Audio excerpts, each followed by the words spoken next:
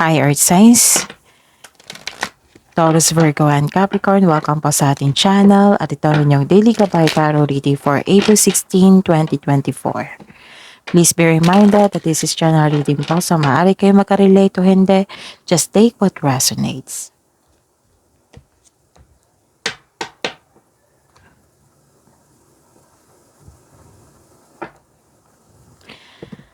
Gamitin ang reading na ito bilang gabay lamang. Balik po kayo dito bukas para sa ating Daily Gabay Tarot reading. Please like, subscribe, and click the button for notification para updated po kayo sa daily tarot reading natin. Para po sa gusto magpa-reading, maaari nyo pong makuha ang link. Nasa description box pa ito. Message nyo lang po ako sa messenger. Maraming salamat po. Spirits guys, mga ganap po para kay Taurus, Virgo, and Capricorn ngayong April 16, 2024.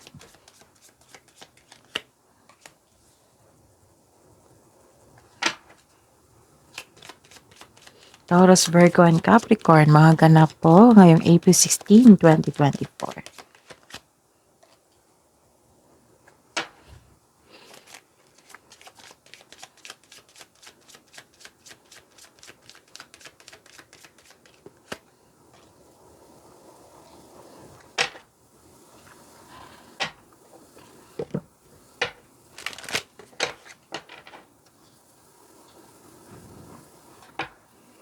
Spirits guys, mga mensahe po para kay Taurus, Virgo, at Capricorn ngayong April 16, 2024.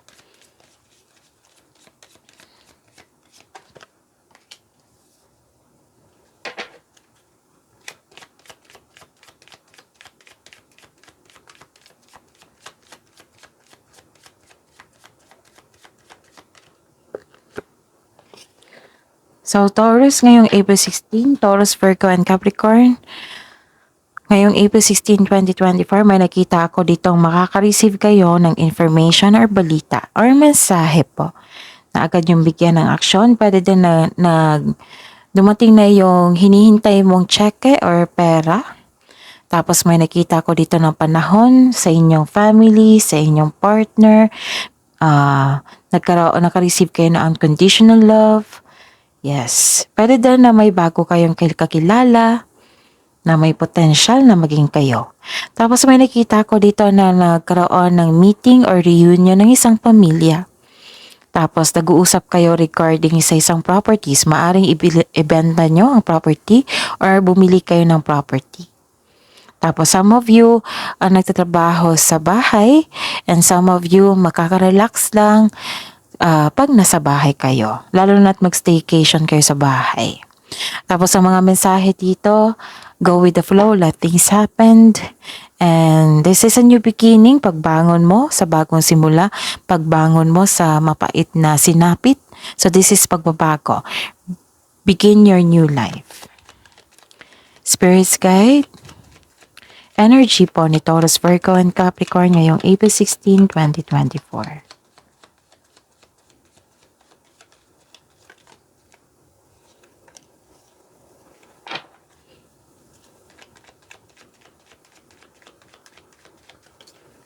Kunin ko yon.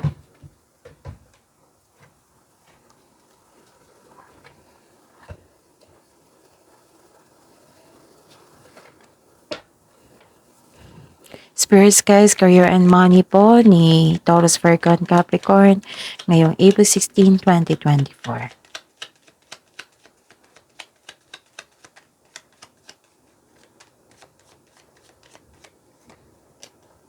Clarification po.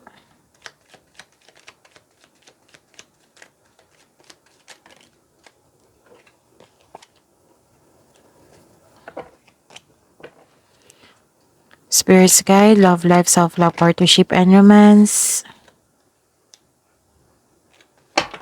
Clarification po.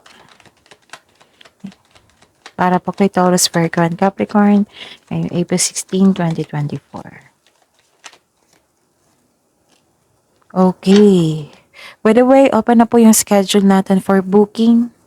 Para po sa gustong magpa-personal reading dyan, comment down. What I meant is, sa baba ng video nyo po, may description box dyan at may nakapost na link. I-click nyo po yung link na yan and message me sa messenger for inquiry and for booking. Maraming salamat po. So, Taurus, kayong April 16, 2024, may nakita ko dito na you felt defeated. Ilan sa inyo makakaranas ng argument or kaaway, kaya mag-ingat po kayo. Tapos may sitwasyon din na napanghinaan ka ng loob, pero laban pa rin. Nagkaroon ng delay or blockages. Yes, nagkaroon ng delay and blockages. Tapos, ilan sa inyo nagkaroon ng pagkabalisa at pagpapahiya? Kasi nga may argument, may nakita talaga akong argument. Nagkaroon ng blockages against yung tao sa inyong desisyon sa buhay.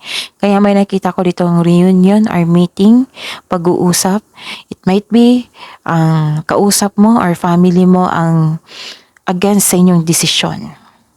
Meron kang nararamdaman na pagkatalo na para bang ang pagtayo na para sa sarili mo ay walang kabuluhan. Nag-self-pity po kayo. So, sabi po ng card dito na magtiwala sa inyong sarili at manindigan.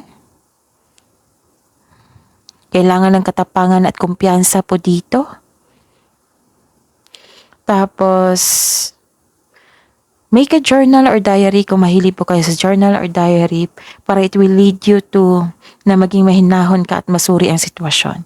It might be may tutol sa inyong relasyon. It might be may tutol may nakita kong tutol dito, kaya may ganap na argument po.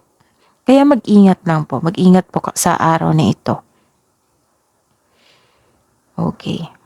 And may nakita ko ditong may binigyan na opportunity sa inyo. Oo, may binigyan na opportunity sa inyo, pero tinanggap mo agad na walang time for planning. Ayun. So, kung darating itong opportunity na ito, kailangan yung pag-isipan ng mabuti. Okay? Huwag grab agad. Huwag mo nang mag-grab agad. Tapos pag-isipan niyo po ng mabuti bago kayo gumawa ng desisyon or hakbang. Okay? Kasi nakikita ko dito you are stuck in a bad mood. Pwede din you are, may nakita ko dito na refusal to change Parang nanibago sa bagong buhay, ganun, or new beginning. And sa career and money, okay. Sa career and money, ang taong nanloko sa inyo regarding sa career and money, babalik po. Wala akong nakitang maghihingi ng sorry dito, pero babalik po siya, kaya mag-ingat po kayo. It might be this person na nagkaroon kayo ng argument kasi bumalik siya. And some of you, sobrang dami ng trabaho, nakikita ko dito na hindi nyo kayang mag-isa o akuhin lahat. So, seek help po kung hindi po kaya. Kaya nga may sabi dito ang cards nyo na kailangan ng pagpaplano. Huwag grab agad. Huwag nyong i-rush yung things. Kailangan pag-isipan po yan ng mabuti. Okay? May nakita ko dito na this is a warning card po. Magsilbing warning po ito para mag-ingat po kayo na may isang pastime kayo na maaaring maging bisyo, kaya reflect kung ano ito para maiwasan dito ng maaga. So this card tells you na you are only limited by what you believe is possible. And naging workaholic ka dito sobrang dami ng trabaho. So remember, Taurus, Virgo, and Capricorn, hindi po masamang humingi ng tulong. Okay? Masipag ka nga at nagkaroon ng maraming pera dahil sa sunod-sunod na overtime. Kaso kulang kayo ng pahinga, sabi po ng card nyo. Our health is wealth, kaya mag-ingat po kayo, ingatan ang sarili. And some of you nagtitiis dito ng isang toxic na tao, toxic na boss, amo, co-worker. Sa halip you are staying in a job for the wrong reasons. So may, dito, kailangan yung maagapan to kasi pagsabotahe, nagkaroon ng obsession, parang nakatali kayo, nahihirapan kayo, ganun. Nagkaroon ng powerlessness. Okay? At huwag kayong mag-self-pity, please. At iwasan nyo magkaroon ng negativity kasi nakakasama yan sa inyo. So, kamusta ang love life nyo po?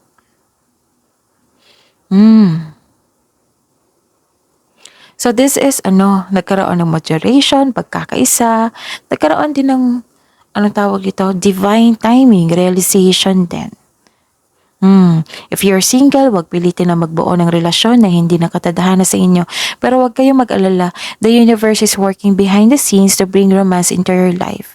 So trust the divine timing na may tao talagang nakatadhana sa inyo. So Taurus, Virgo, and Capricorn, sa buhay mag-asawa sa mga may relasyon dyan, may emotional intense na mangyayari. Ang taas ng trust levels nyo sa isa't isa, this may lead to the next level sa relasyon nyo po. Okay? And, okay.